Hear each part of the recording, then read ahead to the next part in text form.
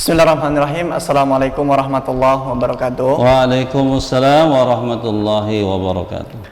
Kalau saya amati di media sosial, Ustaz, banyak sekali diperbincangkan mengenai sholat Idul Fitri pada tahun ini. Yang mana sama-sama kita ketahui bahwasannya pemerintah masih memperlakukan peraturan untuk tidak berkumpul. Lalu bagaimana pandang Ustaz mengenai hal demikian? Baik, bismillahirrahmanirrahim. Assalamualaikum warahmatullahi wabarakatuh. Alhamdulillah, wassalatu wassalamu ala rasulillah wa ala alihi wa sahbihi ajma'in wa ba'd. Kaum muslimin, sahabat YDN TV yang dirahmati Allah subhanahu wa ta'ala, ya. Jadi pertanyaan yang tadi diajukan, ya, itu sebetulnya bukan hanya antum saja yang mendapatkan itu, ya, saya sendiri juga mendapatkan. Bahkan ada salah satu daripada pemirsa YDN TV yang sempat mempertanyakan kepada kita atau merequest, meminta untuk dibahas secara spesial, secara khusus tentang pelaksanaan Idul Fitri dalam dalam keadaan yang seperti saat sekarang ini, ya. Baik, kaum muslimin yang dirahmati Allah Subhanahu wa taala, saya akan mencoba menjawab, tapi saya akan mencoba untuk menarik akar permasalahan dulu. Yang akan saya ingin bahas adalah hukum daripada sholat Id itu sendiri apa. Sholat Id ini ulama berbeda pendapat menjadi 3 pendapat. Yang pertama adalah pendapat pertama mengatakan bahwasanya sholat Id itu hukumnya adalah sunnah muakkadah, ya. Dan pendapat ini adalah merupakan pendapat daripada Al-Imam Malik dan juga Al-Imam Asy-Syafi'i rahimahumullah subhanahu wa ta'ala.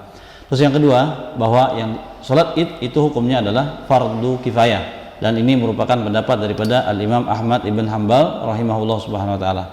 Sedangkan pendapat yang ketiga, sholat Id hukumnya adalah fardu ain, yaitu wajib atas seluruh orang yang wajib atasnya sholat Jumat, ya. Jadi kalau ditinggalkan dia berdosa. Ini adalah pendapatnya Abu Hanifah, ya. Dan mana yang rajih? Kita lihat bagaimana ulama-ulama setelah mereka, ya, menarik suatu kesimpulan atau mentarjih daripada 3 pendapat ini, ya.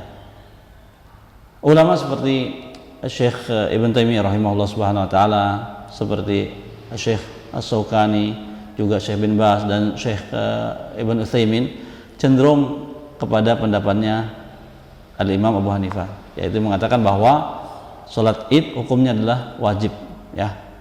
Maka dari itu berdosa siapa saja yang meninggalkannya, ya. Dalam hal ini Syekh bin Utsaimin rahimahullah di dalam Majmu' Fatwanya beliau mengatakan alladzi yatarajjah li minal adillah annaha fardhu ain. Kata Syekh Utsaimin, yang rajih, ya, menurut hemat saya berdasarkan dalil-dalil yang saya amati dan saya kaji, ya, yang paling rajih adalah pendapat yang menyatakan bahwa dia adalah hukumnya wajib, ya. Demikian pula Syekh bin Baz ketika ditanya tentang hukum daripada sholat Id ini, beliau mengatakan bahwa yang menyatakan wajib itu adalah yang menyatakan bahwa hukumnya wajib, ya, aqrab ila shawab, lebih dekat pada kebenaran, ya.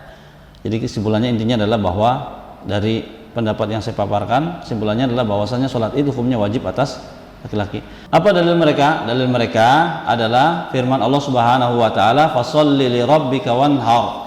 Maka hendaklah kamu sholat dan menyembelih untuk Tuhan kamu. Ya, di sini datang perintah untuk sholat, ya, dan perintah itu menunjukkan wajib.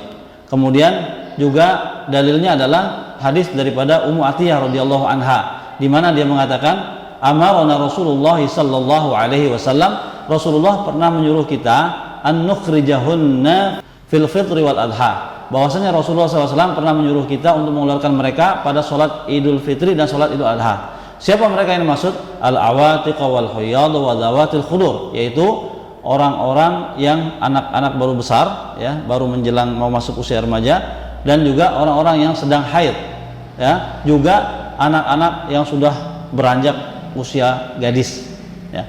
Mereka semua disuruh untuk ikut pergi menghadiri sholat Id, baik Idul Fitri maupun Idul Adha. Terus kemudian dia melanjutkan, fa ammal huyyad, adapun orang yang sedang haid, fa ya'tazilna sholata wa yashhadnal khaira wa da'watal muslimin. Adapun orang yang sedang haid maka dia menghindar daripada salat, ya, dan dia datang tujuannya adalah untuk menyaksikan kebaikan yang ada pada salat Id tersebut dan juga untuk menyaksikan doa kaum muslimin. Ya. Qultu, kemudian Ummu Atiyah berkata, "Ya Rasulullah, wahai Rasulullah, ihdana la yakunu laha jilbab." Salah seorang dari kami ada yang enggak punya jilbab. Kemudian kata Rasulullah sallallahu alaihi wasallam, "Litulbisha ukhtuha min jilbabiha." Hendaklah saudara perempuannya meminjamkan kepadanya jilbabnya. Ya, hadis ini sahih diriwayatkan oleh Al-Imam Al-Bukhari. Ya. Jadi dari sini jelas bahwasanya kalau kita lihat, ya, betapa Rasulullah sallallahu alaihi wasallam memerintahkan kepada Ummu Atiyah untuk mengeluarkan orang-orang yang tadi disebutkan itu, anak-anak masih remaja, orang yang bahkan sedang haid, yang mulanya dia dilarang, ya, untuk datang ke tempat sholat atau sholat, tapi dalam hal ini disuruh keluar, ya, yang mana perintah untuk mengeluarkan mereka ini tidak pernah Rasulullah SAW lakukan pada sholat fardu yang 5. Bayangkan, ya, dan ini tidak mungkin terjadi kalau bukan ingin menunjukkan bahwa sholat Id itu hukumnya adalah wajib, ya. Ini pemahaman daripada ulama yang mengatakan bahwa ia adalah wajib, ya. Baik, karena wajib maka hukumnya berdosa siapa-siapa yang meninggalkan. Ya, terus lantas sekarang bagaimana hukumnya? Kita posisinya, ya, dalam waktu dekat Idul Fitri, ya, dalam waktu dekat kita akan masuk Idul Fitri. Terus sementara pemerintah sampai dengan saat sekarang masih memberlakukan larangan untuk kumpul-kumpul, ya. Nah, tentu saja sekarang begini intinya.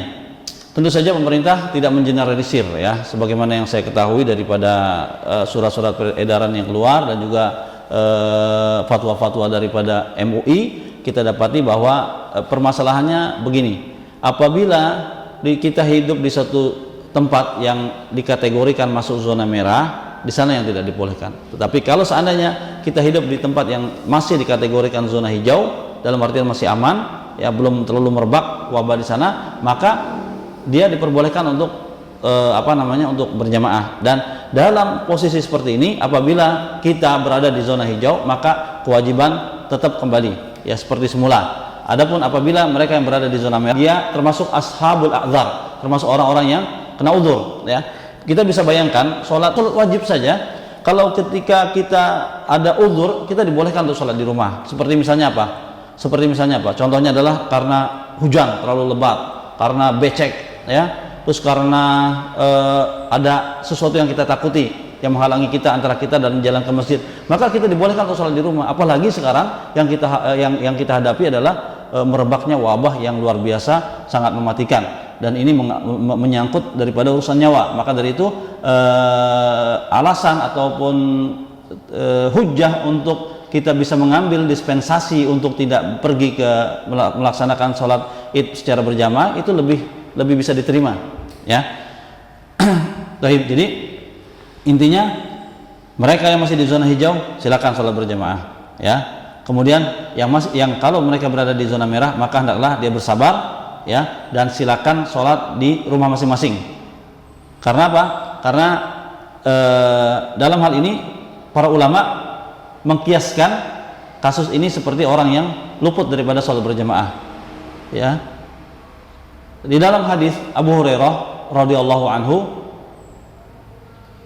mengatakan bahwasanya Rasulullah sallallahu alaihi wasallam pernah bersabda, "Idza ataitumus shalah," apabila kalian mau mendatangi salat, "fala ta'tuha tas'aun," maka janganlah kalian datang dengan cara bergesa-gesa, lari, ya.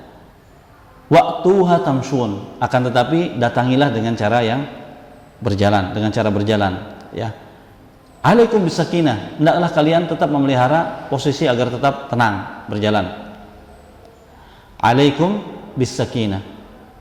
Fama adraktum fasallu," apa saja yang kalian dapati daripada sholat jamaah itu, fasallu, maka sholatlah bersama mereka, bersama imam. "Wa ma fatakum," dan apa yang tertinggal, terluput daripada kamu, faqduha, maka qadoklah, ya, selesai masalahnya. Jadi ketika kita tidak bisa menjalankan sholat berjamaah Idul Fitri, ya, dikarenakan uzur, maka kita dikiaskan dengan orang yang terluput daripada sholat berjamaah. Ya. Kemudian bagaimana cara mengerjakannya? Cara mengerjakannya juga ulama berbeda-beda pendapat. Akan tetapi saya ingin mencoba menyampaikan dengan cara yang mudah, ringkas. Intinya yang roji adalah kita kerjakan sebagaimana saat kita mengerjakan sholat tersebut bersama imam, yaitu kita kerjakan 2 rakaat, yang mana rakaat pertama kita awali dengan takbiratul ihram, kemudian diiringi dengan 7 takbir, ya. Di sela-sela takbir sekitar ayat-ayat pendek, ya, terdiam sejenak. Terus kemudian selesai 7 takbir, ruku, dan lanjutkan seperti layaknya sholat seperti biasa. Kemudian saat kita bangkit daripada sujud, Allahu Akbar, kita berdiri, ya, kemudian hitung lagi takbir sebanyak 5 kali. Allahu Akbar, Allahu Akbar, Allahu Akbar, Allahu Akbar. Demikian, terus kemudian selesaikan sampai selesai sholat sebagaimana layaknya kita sholat sampai salam, ya. Kalau khutbah, insya Allah tidak apa-apa, kita tidak perlu harus khutbah, ya. Dan ini pernah dilakukan hal ini oleh Anas ibn Malik radhiyallahu anhu. Dia pernah luput daripada sholat berjamaah, kemudian dia kumpulkan mawalinya, mawali itu mantan-mantan budaknya, terus kemudian juga dia kumpulkan keluarganya, kemudian dia minta oleh salah satu daripada maulanya itu, ya, salah satu daripada mantan budaknya itu untuk mengimami, ya, untuk mengimami mereka berjamaah. Jadi mereka sholat berjamaah, ya. Ini intinya yang bisa saya sampaikan, bahwasanya sekali lagi saya ulangi, ya, saya ringkasin. Hukum daripada sholat id yang roji adalah wajib. Terus kemudian kalau kita berhalangan, ya, seperti karena posisi merebaknya wabah daripada virus corona ini, maka kita tidak apa-apa untuk tidak sholat berjamaah, dan sholat dilakukan sendiri-sendiri di rumah atau berjamaah di rumah, ya. Ini yang bisa saya sampaikan. Mudah-mudahan bisa dipahami. Billahi taufik wal hidayah. Wassalamualaikum warahmatullahi wabarakatuh.